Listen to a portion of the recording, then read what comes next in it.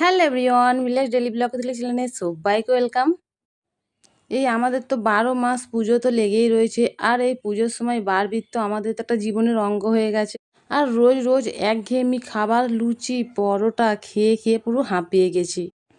তাই তো এই খাবার থেকে একটু স্বাদ বদলানোর জন্য নিয়ে চলে এসেছি আজ নতুন একটা রেসিপি নিয়ে। আজকে আমি খুব সুন্দর করে নেব ডালিয়া।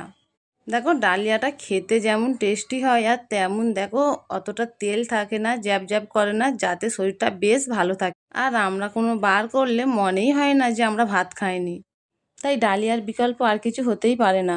চলো রেসিপিটা তোমাদের সঙ্গে একটু শেয়ার করে নিই। প্রথমে তো নিয়ে নিয়েছিলাম মুগের ডাল, আর মুগের ডালটা নিয়েছিলাম ১ বাটি, পুরো ভালো করে ভেজে নিয়েছি। আর ভেজে নেওয়ার পরে তুলে রেখে দিয়েছিলাম।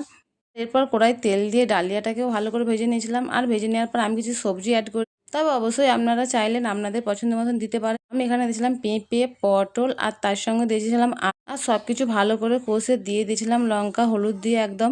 দেখ আমি এখানে একটু মশলা বেশি ব্যবহার করেছি, কারণ গোলমরিচ ছিল, লবঙ্গ ছিল, এলাচ ছিল, দারুচিনি ছিল, জিরে গুঁড়ো ছিল, চন্দনী ছিল। চলো টাটা।